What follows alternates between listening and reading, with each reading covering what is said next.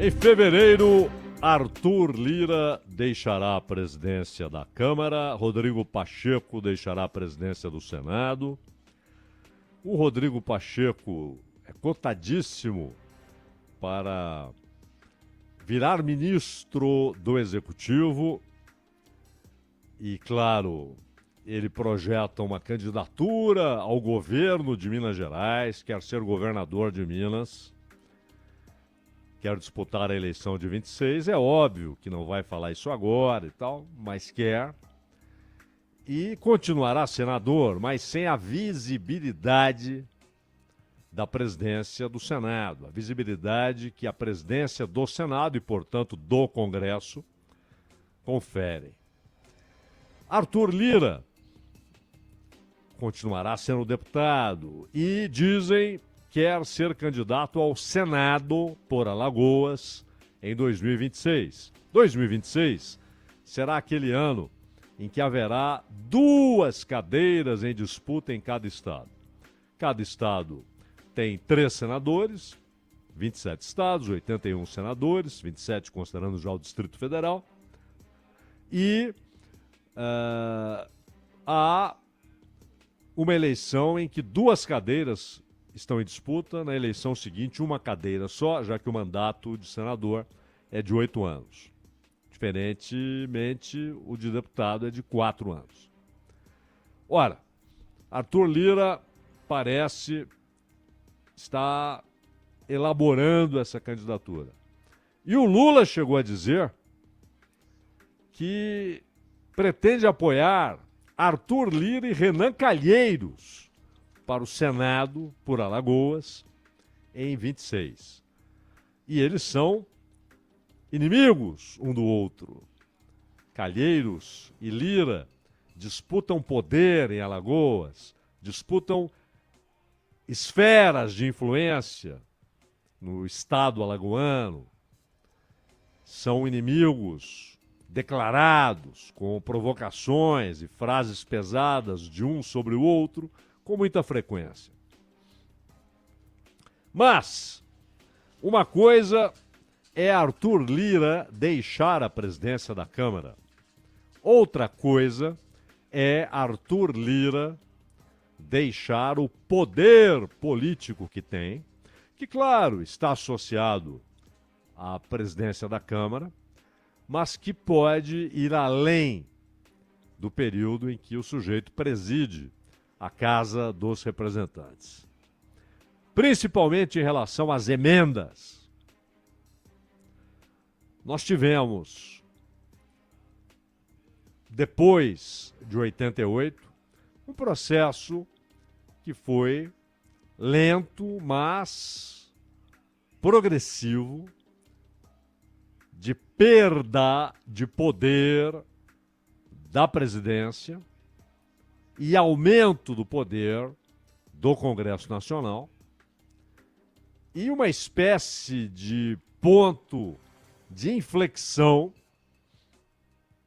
foi quando o parlamento praticamente passou a controlar a execução orçamentária. Uma coisa é a lei de diretrizes, outra coisa é o orçamento, a peça orçamentária, muitas vezes fictícia. E uma terceira coisa é a execução orçamentária. É de fato gastar aquilo que está previsto no orçamento.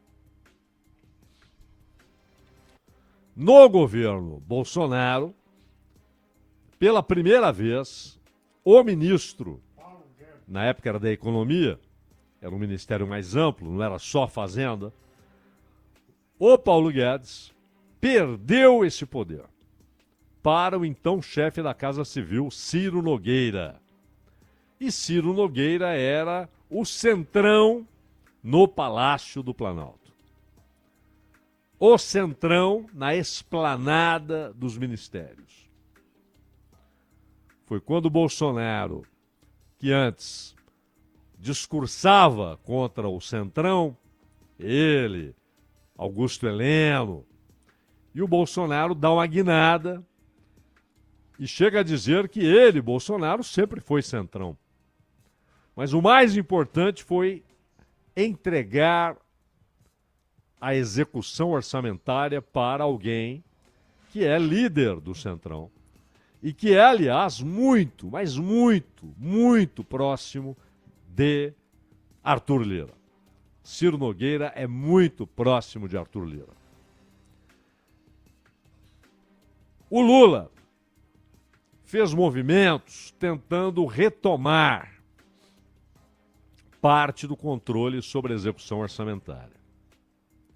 Paralelamente a isso, aquele mecanismo que deu imenso poder para Arthur Lira, e interessante, no Senado, muito mais do que para o Rodrigo Pacheco, foi para aquele que antecedeu e agora quer suceder Rodrigo Pacheco, Davi Alcolumbre.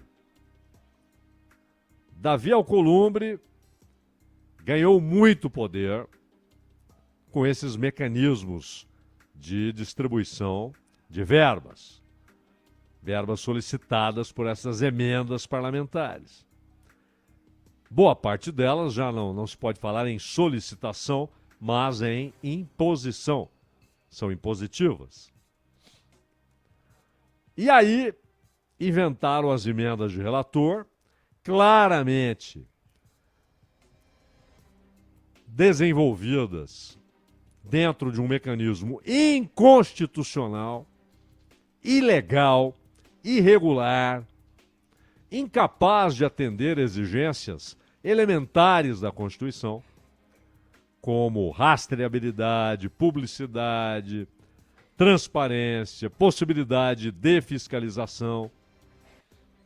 O Supremo decidiu que as emendas de relator constituíam um mecanismo inconstitucional. Então, proibiu esse mecanismo. Mas até o Supremo dar a palavra final, tudo muito lento. Eles sabiam que a palavra final seria aquela, porque sabiam da inconstitucionalidade das emendas de relator. Passaram, então, para o mecanismo paralelo, com características diferentes, mas da mesma forma, desrespeitando exigências constitucionais. Até que o Flávio Dino entrou na área, disse que esse mecanismo também é inconstitucional, mas não discursou nem decidiu contra as emendas. Não é o caso. Não é isso que está em discussão. Não é a existência de emendas parlamentares. Mas esses mecanismos específicos, que são ilegais. E agora, nós tivemos até um episódio terrível, porque o Lira suspendeu o funcionamento das comissões e sem que as comissões aprovem, essas emendas de comissão não podem prosseguir. E aí os líderes partidários tomaram a rédea e definiram uma porção de emendas. E o governo, estranhamente, em vez de defender a posição do Flávio Dino, porque é a posição compatível com a Constituição, o governo tentou driblar o Flávio Dino, inclusive com aquela ação da Advocacia Geral da União, rejeitada pelo Flávio Dino, corretamente rejeitada. Ele disse que não há nada a ser revisto. A Constituição é clara. Cumpram a Constituição e está tudo bem. Distribuam as emendas, mas tem de cumprir a Constituição, as exigências da Constituição. Então, o que faz o governo? Agora que o Flávio Dino mandou suspender a liberação de 4,5 bi, é dinheiro, hein? De reais. Por quê? Isso é irregular. Onde estão as atas das comissões? É isso que o Flávio Dino está dizendo. E o governo, em vez de defender essa posição, está dizendo, Lira, não tenho nada com isso. Não tenho nada com a decisão do Flávio Dino. Ora, Lira se sente com muito poder, até por essas atitudes do governo. E agora, ele tem dito que o governo precisa fazer ajustes e encaminhar uma reforma ministerial em 2025. Há sinais de que essa reforma ocorrerá. Na reunião que teve com seus ministros, não foi aquele encontro formal de horas e horas e horas, até porque o Lula recentemente saiu do hospital, mas o Lula recebeu os ministros e deixou claro que sim, há possibilidade de mudança. Interessante que um dos ministros mostrou e demonstrou, verbalizou desejo de cair fora, que é o Múcio, ministro da Defesa. O Lula resiste, quer convencer o Múcio a ficar. Primeiro porque é um ministério difícil. Fazer esse meio-campo entre o governo e as Forças Armadas é preciso algumas qualidades. O Múcio, na minha opinião, já deveria ter saído. Não porque quer, mas porque atacou o próprio governo na história da venda de munições para a Alemanha, que seriam entregues às tropas do Zelensky. O Brasil não concordou e o Múcio achou ruim. Ele não percebe que essa era a única posição decente a ser adotada. E também a questão dos contratos com Israel. Uma vez que o Brasil tem sido crítico do que Israel tem feito, principalmente na faixa de Gaza. E o Múcio, de novo, criticou. Ali ele deveria ter saído. Não saiu. O Lula gosta dele, é amigo do Lula, e repito, não é fácil encontrar alguém para essa função. Falaram no Alckmin. Acho muito complicado. O Alckmin é um cara cordato, gentil, educadíssimo, sabe lidar ali de maneira amistosa, mas ele é vice-presidente. E é muito ruim o vice-presidente desgastar-se em algo, em um ministério que é invariavelmente desgastante. É arriscado. É melhor ter alguém que pode ser removido se a coisa não funcionar, sem problemas. O Alckmin pode ser removido do ministério onde ele está, mas é desgastante. O presidente falar para o vice-presidente, ó, você está fora do ministério, acho o seu trabalho insatisfatório. É ruim, porque o cara é vice-presidente, também foi eleito. Então, outros ministérios, mas esse ministério não é o que deseja o Centrão. O Centrão de Arthur Lira, de Ciro Nogueira, e daqueles que não se declaram integrantes desse bloco informal, mas são, como Kassab. Eles não estão pensando em Ministério da Defesa, eles querem Ministério da Saúde, se possível, transportes, educação, onde há dinheiro. Por quê? Porque os ministérios precisam carimbar as emendas.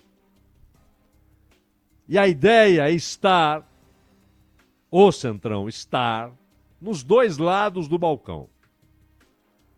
Na apresentação das emendas e na liberação da verba. Além, claro, da visibilidade política que alguns ministérios dão. E visibilidade é capital para quem vive de voto, para quem depende de voto para estar lá. Para ter a delegação de poder, que na maioria das vezes nem é tratada como delegação, é como se fosse um poder natural. O sujeito nasceu poderoso. Não, é uma delegação de poder. Quem delega é o povo. Eles são delegados pelo povo. Nada mais que isso. E devem ter um zelo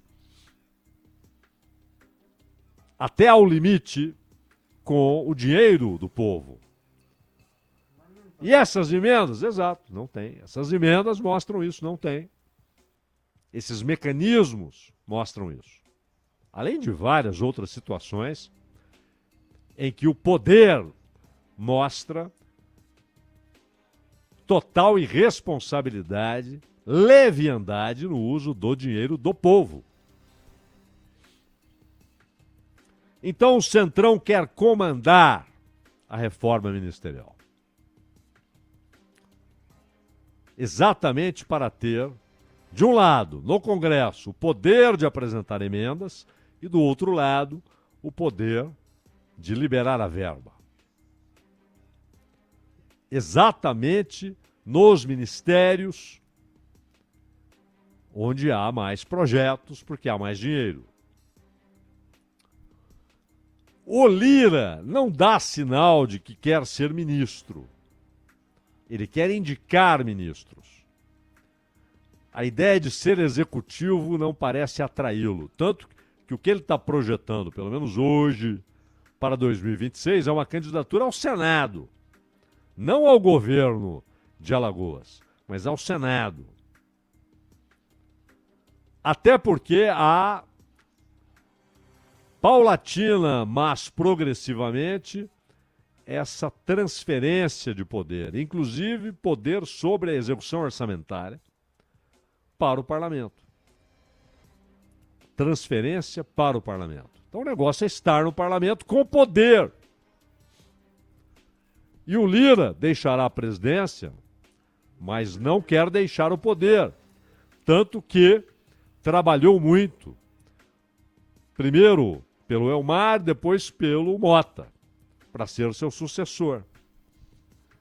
Mas qual tem sido a atitude do governo? Concede, concede, concede. Apoia o candidato que o Lira quer. O pastor Henrique Vieira já disse que é candidato. É de um partido que faz parte da base do governo, do PSOL. E o PT nem menciona a possibilidade de apoiá-lo. Mesmo que diga, não, vai perder, mas nós vamos apoiá-lo. É uma questão de ter posição, de defender ideias, de defender, inclusive, como deve ser o comportamento de um presidente da Câmara, de como deve ser a condução dos trabalhos na Câmara dos Deputados. Não. Alegremente, Mota. O Mota. Tenham paciência. O Mota, inclusive, que trabalhou alegremente pelo impeachment da Dilma. E agora é presenteado com o apoio do PT. Tanto que ele tem apoio do PT e do PL. Ou seja, do partido do Lula e do partido do Bolsonaro. E quem é o padrinho da candidatura? Arthur Lira. Outro deputado, o Braga, Glauber Braga, ele tem sido perseguido sistematicamente, inclusive com um processo aberto que pode resultar em cassação. O que o PT diz a respeito desse aliado? Diz para o Lira. Ô Lira, você quer tal coisa? Pô, para de perseguir o Braga. Não, a coisa tem uma mão só, direção única. O Lira reivindica, exige, às vezes pede, pressiona, coloca, claro, ele ataca o Padilha, né? Padilha é o alvo, mas ele está atacando o governo. Mas ele personifica a crítica no Padilha. E ninguém diz pro cara, pô, você quer isso? Mas pera lá, como é que é seu comportamento na Câmara? Quantas vezes você trabalhou para aprovação de projetos importantes para o governo. Por que essa perseguição ao Glauber Braga? Que não é do PT, é do PSOL. Mas é um aliado permanente, inflexível, incondicional do governo. Não concorda incondicionalmente, nada disso. Discorda várias vezes, inclusive discordou frontalmente do pacote do Haddad. Mas está sempre ali na defesa do governo, da estabilidade do governo. É perseguido sistematicamente, não por isso, mas pelas críticas que faz ao Lira. E o governo não se move. Mas agora vem um momento chave. Já houve várias concessões. Por que a Ana Moser saiu do Ministério do Esporte? Aí entra o Fufuca. E a Ana Moser não era porque o partido indicou, nada disso. É pela história, pelo trabalho, pelo conhecimento que ela tem dessa área. Poderia até ser retirada se depois de 6 meses o Lula chegasse à conclusão, não, ela não faz um bom trabalho, eu acho que ela não vai conseguir fazer o que a gente quer ali, então vamos substituir. Perfeito. Isso é direito do presidente em relação a qualquer ministro. Mas não. Ela foi retirada porque era preciso entregar um cargo a um partido. União Brasil deixou claro que a primeira ministra que foi substituída, a União Brasil falou, não, o cargo não é dela, é nosso. Ela está brigada com o partido, saiu do partido, então é preciso trocar. Além daqueles como Barbalho, o Renanzinho, que é filho do Renan Calheiros. Isso tudo é costura política, é também costura eleitoral para 26, é parte do jogo. A maneira como funciona a política brasileira e até a perda de poder do executivo para o legislativo num processo que progride lentamente, mas progride sempre. Então faz parte do jogo, mas há limites. Há limites. O Centrão não pode exigir uma reforma ministerial e, mais do que isso, querer dirigir a reforma ministerial. Dizer quem vai para onde. Opa! Esse é um limite que não pode ser ultrapassado. Essa é uma concessão perigosíssima. Porque resta o quê? Porque é preciso olhar para as consequências. Espera lá. Os caras vão ter os dois lados do balcão das emendas. Então, há muita coisa em jogo.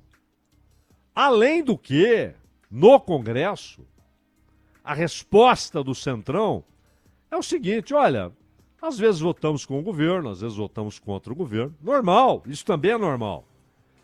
Mas se votam a favor, às vezes, votam contra outras vezes, não podem ser donos do ministério.